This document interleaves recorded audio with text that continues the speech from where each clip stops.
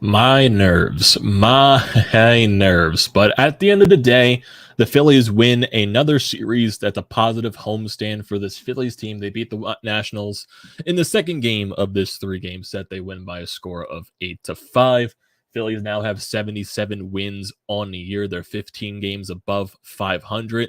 They won another series, which is the most important thing. Offense, they definitely went off today. They hit 4 home runs in this game. A lot of those to the opposite way. Bryce Harper finally goes deep. He finally goes deep. So that day off, I guess, certainly helped him. Kyle Schwarber finally ended his home run drought. He absolutely hit a nuke in the bottom of the 8th inning. Nick Maton and Brandon Marsh also get in on the home run action. Scoring runs, that was the major thing in this game. Ranger Suarez, he definitely wasn't as shaky in his past couple of starts, but there were still some shakiness involved throughout the game where it was just like, is he going to blow up in this section? Because he has an inning where he allows a couple of runs, and then he looks fine for the rest. And then I don't agree with Rob Thompson bringing him back out there for the 7th inning. I just don't agree with that at all. I understand you want to give the bullpen as much rest as possible because a lot of those guys in that pen are very gassed because they have been completely overused the past couple of weeks at this point, or maybe 3 weeks at this point with the way they have been overused. But I don't agree putting Ranger out there in the 7th.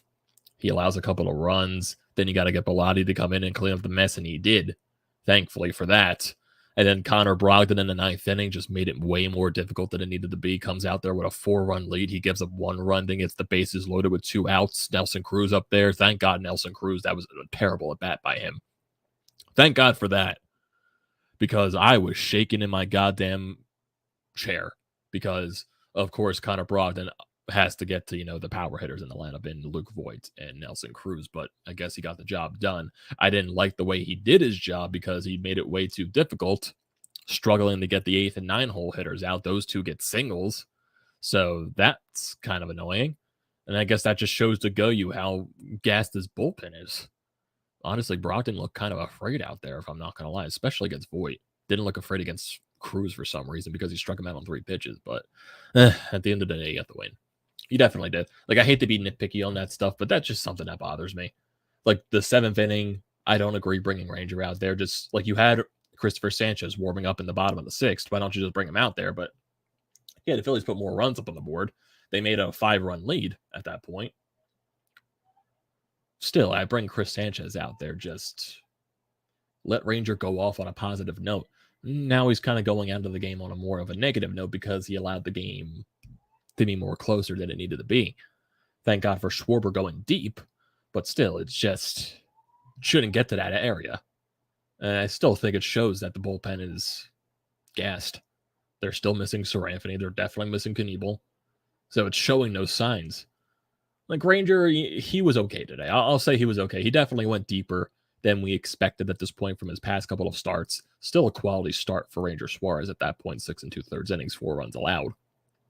But just, he shouldn't have gone in that 7th inning, in my honest opinion. But the offense stepped up today, and that was the most important thing. And you do have a chance to sweep tomorrow with Aaron Nola on the bump. So that's the most important thing before you get a day off going into Miami on the road trip. So that's something that's going for you right there.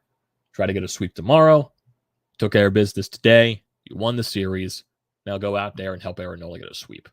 And Aaron Nola help you get a sweep. That's basically it in that instance.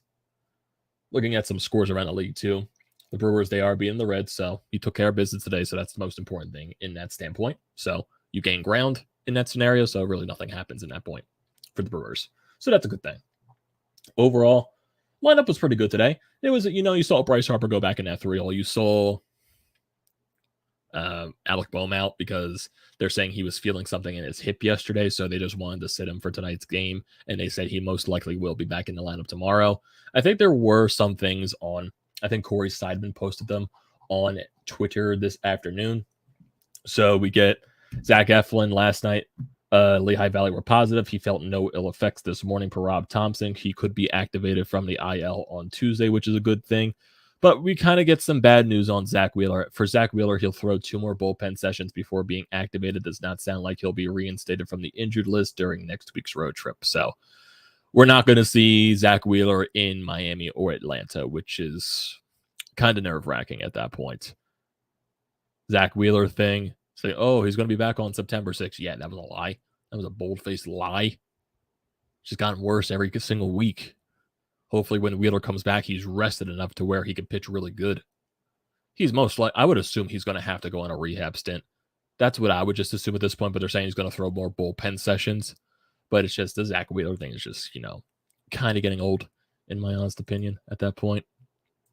And there were some updates, I believe, on guys like Sir Anthony Dominguez as well. I think they said they were bringing Sir Anthony Dominguez back up.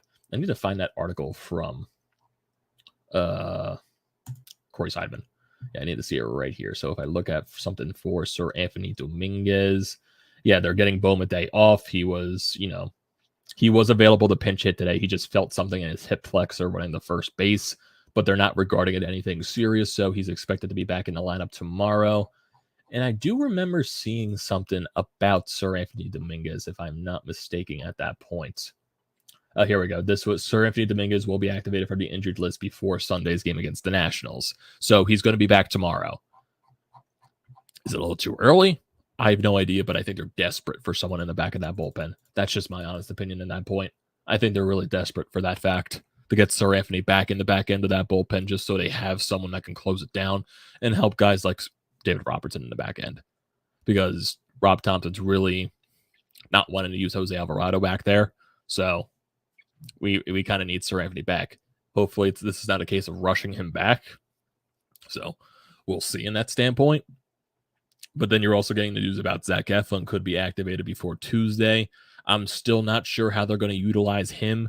Is it going to be like he comes, he's a long relief type of guy out of the bullpen? Are they going to do something with Ranger Suarez starts to where Zack Eflin is an opener, then Ranger comes out of the bullpen for a couple of innings, or Ranger starts for 1, 2, 3, or 4 innings, then Zack Eflin pitches another 2 or 3 or something like that before they go to the rest of the bullpen?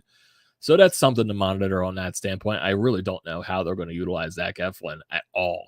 I really do not expect him to throw him right into the starting rotation. I don't think he's even ready for that, to go, into that type of scenario, just in my honest opinion. So it's a wait and see process for sure. So if we go throughout this ball game, go into the top of the third inning, Nationals, they do get on the board first, but we go to that bottom of the first inning for the Phillies because Kyle Schwarber, he leads off with a double. Bryce Harper walked, Bryson Stott walked, and then Gene Segura, he gets absolutely robbed by C.J. Abrams at shortstop. So this was just a fantastic play by Abrams to turn to double play. But a lot of double plays in the past couple of games by this Phillies team, specifically by Gene Segura. So chance right there, you don't come up for anything. Nats, they get on the board in the top of the third inning after a Thomas single. Meneses, he goes deep, 2-run shot. I have no idea how this ball got even out of the ballpark at this point. 2-0 lead for the Nationals. The Phillies do respond in their bottom half of the third inning. Brandon Marsh leads off with a single. Kyle Schwarber then walks, but then Rhys Hoskins, of course, grabs into a double play.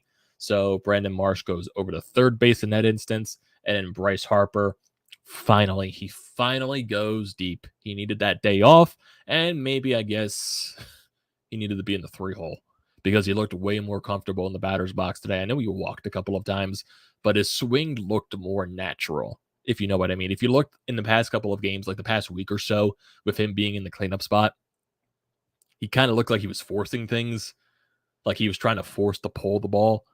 But today, he looked like he was, his hips were even, he was swinging through the zone, and he was sending the ball the other way, like for that 2-run shot that tied the ball game up. So thank you, Bryce. Thank you, Bryce, for going deep. Thank you for stepping up. I appreciate you. I salute you. Now continue to do it. Continue to do it. Go to the bottom of the fourth inning. Phillies get more runs on the board. Gene Segura leads off with a single. Maton then walks. And then Garrett Stubbs flies out, but Gene Segura is allowed to go over to third base. And then Sosa, he grounds into a fielder's choice. That would have been a double play if he didn't hustle up the line and slide in the first base, which allows a run to score. So we get a 3-2 Phillies lead at that point. He was originally called out. Phillies challenged the play. Sosa was obviously safe. Call gets overturned, becomes a 3-2 Phillies lead. And then Brandon Marsh barely misses a home run, hits the top of the fence in right field, and Sosa is able to score from first. And honestly, probably one of the worst tag attempts by the catcher I've seen in my entire life. He gets the ball as Sosa's coming to home plate, and he doesn't even like try to throw himself at Sosa. He's like standing there, then running to him instead of like trying to get on his knees and reach his arm over there to try to tag him. He's just probably the worst tag attempt I've seen. So Sosa's safe. Makes it a 4-2 lead for the Phillies in that point. Go to the bottom of the fifth. Bryce Harper, he gets on base by a throwing error. Thank you, Cesar Hernandez. It was a terrible throw. Harper gets on first base, and then Nick Maton goes the other way. Opposite field shot. Becomes a 6-2 Phillies lead. Didn't know Nick Maton had him in himself to go deep the other way. I know when he gets like a hold of a ball, especially if he's pulling it, he can absolutely destroy the ball. But setting it the other way, I like it. I absolutely like it a lot. And then Brandon Marsh leads off the bottom of the sixth inning with an opposite field home run. Seems like the ball carries a lot more to left field than it does right for some reason. I have no idea why, but it just does. I guess because the fence is shorter in left field than right. I don't know. I honestly don't know. Becomes a 7-2 Phillies lead. Then you go into the top of the seventh inning. Kind of don't agree with Ranger Suarez being out there. He had a 2-strike count on Cesar Hernandez. He leads it off with a walk. And then Vargas doubles down the left field line, scores Cesar. Ranger manages to get the next two guys out, but then Thomas gets an RBI single, makes it a 7-4 ball game. Then Bilotti comes in and gets Meneses to fly out to end that damage.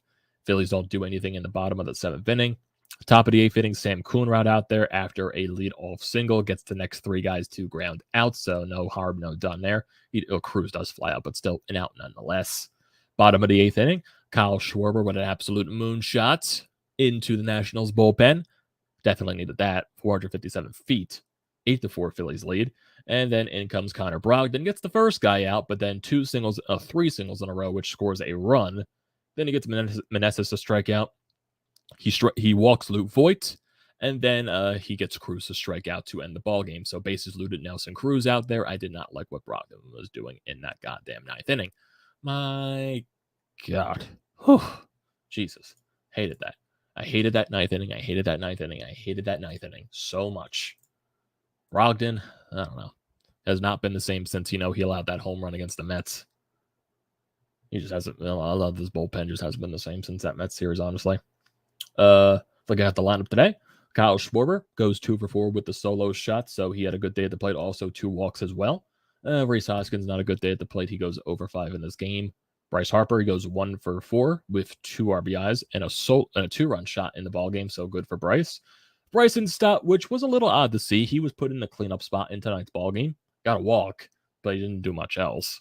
He had a nice hard liner to center field, which probably would have, got down if it was a different center fielder out there. But maybe not use Bryson Stott. I'm not sure how I feel about Bryce. He doesn't look like a cleanup hitter. It's like the same thing with Bryce Harper in a cleanup spot. It just doesn't fit, in my honest opinion. Bryson Stott should be the leadoff guy, or he should be one of the guys lower in the lineup. That's just my honest opinion. Gene Segura goes 1 for 4. Nick Maton goes 1 for 3 with the 2-run shot. Garrett Stubbs 1 for 3. Sosa, he was kept quiet today, but he did get that huge, fielder's choice. Technically, he beat the play out, diving in the first base to get the RBI there. So he drove in a run. And it's funny, I think there was a stat from Jason Stark, I believe, that showed Edmundo Sosa in the month of September. Oh, here we go. MLB OPS leaderboard in September entering today. In the National League, it is Austin Barnes with a 1.636 OPS, and then Edmundo Sosa with a casual 2.689 OPS in the month of September coming into today. So, yeah, we definitely expected that. Definitely expected that out of the good old guy, Edmundo Sosa. So, yeah. And Brandon Marsh had himself a day. He went 3 for 4, 2 RBIs, solo shot, barely missed another home run in right field. Great day at the office for Marshy. Can't say it anymore. Phillies, they go 1 for 7 with runners in scoring position. The home runs did definitely help in this ballgame. They left 7 runners in scoring position. Well, they left 7 runners on base. Pitching wise, like I said, Ranger, I think went too deep into this ballgame. He should have just stayed, 6th inning was done. That should have been 8 for Ranger. Get him off on a positive note. But 6 2/3 innings, 7 hits, 4 earned runs, 1 walk, 4 strikeouts, and a home run allowed on 103 pitches. Andrew Bellotti only needed 4 pitches to get out of the rest of the 7th inning, so most likely he'll be available tomorrow.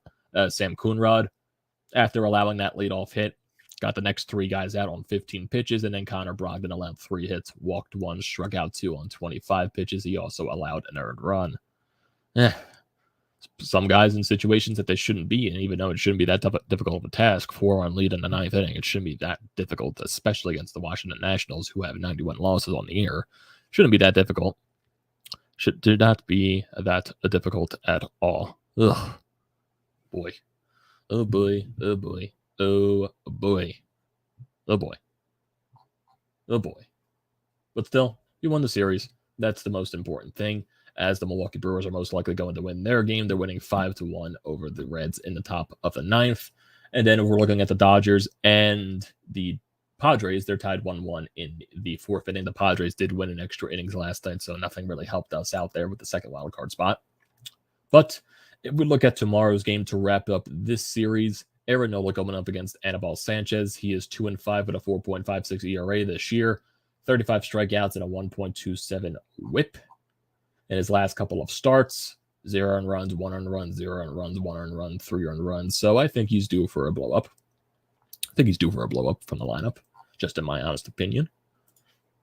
Anibal Sanchez, how old is he? He's only 38. I feel like he's been in the league a lot longer. A lot longer. That's just how I would see it. You know? I don't know. Just weird. Little weird. So if we look at the standings just to see everything, I know yesterday, because the Braves, they are officially in first place. I guess they have the tiebreaker over the Mets. They're 87-51. Mets are 88-52. So we all knew the Braves were eventually going to catch up to the Mets. So that's interesting. That is definitely interesting at that point. Man, it's going to be a very interesting end to the season to see who actually comes out on top with the NL East. I still think it's going to be the Braves at the end of the day, just with the way they're playing. It's been unreal. They're on an 8-game winning streak. They're 8-2 in their last 10. The Mets, they've been losing a little bit, but they did beat they are winning, I guess, the Miami Marlins, I would assume, or they did win their game. I know they were crushing them. So I think that's basically it on that standpoint. But yeah, overall, wild card, been pretty solid at that point. Yeah, been good. Still in that second wild card spot. I'm not sure why ESPN is really screwing up with specifically the wild card standings. But if we look at MLB.com just to see the wild card standings, I probably should be doing this more often from MLB.com. So looking at the wild card, everything like that. Yep. Phillies right now are tied with the Padres for that wild card spot. Brewers are 4 games out. And with their win over the Reds, which most likely is going to happen, they'll be back to 3.5 games out. So we'll see what happens there. I would assume the magic number for the Phillies is down in the teens now, or it's at 20, I think. I think at this point.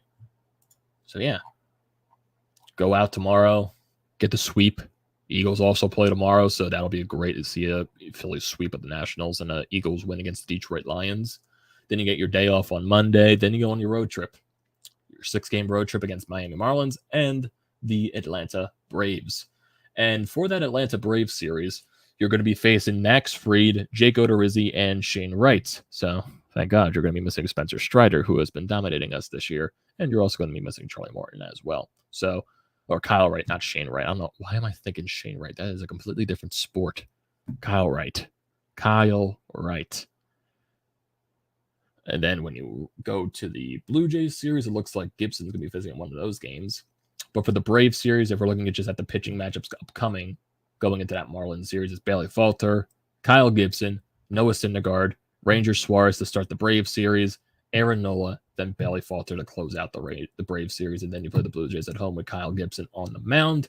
And then after that Blue Jays series, your final stretch of the homestand, Blue Jays, Braves for 4 games, and then you go to the road for the rest of the year. 3 games in Chicago, 4 games in Washington, and 3 games in Houston to close out the year. It's going to be a lot of road trips. And if you do make the playoffs, you're going to be on the road for a while. you're on the road from September 30th to October 5th. And then you can factor in the wild card series, which you're going to be playing on the road for most likely every single game. Well, you are going to be playing because no one's catching up to that first wild card spot. So you are going to be on the road for every single game. And then say if you were to win the wild card series out of, a spew of luck, the first 2 games of the NLDS will be on the road too before you even see a game in Citizens Bank Park in the playoffs. So you're going to be on the road for a while, a long time. It's going to be huge for this team if they can find a way to pull that off. But that's going to be a very long road trip. You got, 11-game road trip to close out the year. And then mainly, an extra 3 games most likely in total for the wild card series. So that's 14 straight on the road. And then if you get to the NLDS, that's 16 straight road games to start off if that happens. Jesus. Man. Why does the MLB hate us with that scheduling? Why are they constantly always putting the Phillies on long-ass road trips to end the year? Did that happen last year too? I want to see if that happened last year because I know it happened at the end of the COVID-shortened year. Yes, we did get a long road trip. We had a 6-game road trip to close out the year last year. So that was something. That was definitely something on that standpoint. So yeah, wasn't expecting that. But this time, instead of a 6-game road trip, it's an 11-game road trip. So even worse. Even worse. Honestly, can I look at the 2023 schedule? Do we close out the road next year, that spring training? Let me look at the second half. Okay, we still close out on the road, but instead of a long-ass road trip, it's just a 3-game road trip in New York against the Mets. So, yeah. And if you're looking at next year's schedule, your final 3 series, a 4-game series against the Mets at the end of September and a 3-game series against the Pirates. Those are your final 2 home series, and then you close out the year in New York against the Mets in October. Can we finish a year out on home, please, for once? When was the last time the Phillies even finished a season at home? It definitely wasn't the COVID-shortened season. I know that was the road. I think it was at least. Yeah, that was on the road in Tampa Bay. And then 2019, I would assume that's on the road. No, that was at home. That was at home. So the last time the Phillies actually closed out a season at home was in 2019, but that was barely a home stand. It was 3 games at home, and that was it. They had 3 games at home after a 12-game road trip. My God. Yeah. Got the win. It's all that matters. I don't know why I'm looking at previous schedules at this point. Win the game tomorrow. You sweep the series. Most important thing. Right now on this homestand, you are, 4-1? You have a chance to go 5-1 on the road on the homestand with a win tomorrow. So that'll be huge if you can do that. Then you go out on the road for 6 games before you come back home again. Then before you go back on the road to close out the season. Getting closer and closer and closer towards the end of September. Even though we're still technically in the beginning, we're getting towards the middle of September. But it's going to come up on us very fast. It definitely is. Think about it. Football season's already here. Eagles are starting tomorrow. So yeah, definitely expect a recap after both games tomorrow. Most likely. I would assume so. Yes. Definitely doing 2 recaps tomorrow after both games. So, like I said, expect that. Man, what a weird day. What a weird day. Why not use the better guys like Bellotti and Alvarado? I mean, Brogdon is cooked at least. Bryce Harper and Kyle Schwarber. I guess Alvarado wasn't available today. And I don't know why they didn't stretch Bellotti that longer. I don't know. I honestly don't know. We want the 3rd wild card spot. Don't want to travel to San Diego like our chances versus the Mets in a 3-game series. I guess you got that wrong, MP, because the 3rd wild card spot, they face the worst of the division winners, which would be the St. Louis Cardinals. And then the 2nd wild card spot plays the 1st wild card spot. So the 2nd and the 3rd wild card spot, they don't host any games in the wild card series. So both wild card spots go on the road. So that's what happens. I give Sosa a lot of credit for his hustle to beat out the double play. Bryce needs to learn from him. Bryce Harper hustles enough. I know that one play he didn't hustle on, which Cesar got the throwing error in his luck, but Bryce hustles enough. Time for Rhys to take off tomorrow. I'd let JT and play first or Bum. Who knows what happens? Who knows what happens at that point? While the Brewers and Padres finished 9 straight at home, same crap as last year. Phillies ended the season on the road. I don't know what to say about that. My honest opinion. Hopefully this waked Thompson up about Bryce at 3. Hopefully he stays in the 3 hole. I think Thompson should know that by now. Hopefully. Fingers crossed at that point. But yeah, basically it at that standpoint. Get a win a series. Now you get a chance to sweep tomorrow. We are Nola on the bump. Offense needs to go out again, my opinion, before you get a day off on Monday. Phillies tomorrow afternoon. Eagles tomorrow afternoon. Could be an interesting thing. Definitely going to be interesting. And tomorrow's at 1:05. I would assume the Eagles are at the same time. So basically, Eagles and Phillies lining up right at the same time as each other. So I'm going to have 2 TVs watching 2 different games tomorrow. So that's going to be very fun. Definitely. So that's going to do it for tonight's stream, everyone. Thank you, everyone, for joining the stream as always. Do not forget to leave a comment in the comment section down below. I like to read those. Same thing with dropping a like on the like button. And also check out everything in the description down below. Paid the Lines, BrodesMedia. I recommend all of that.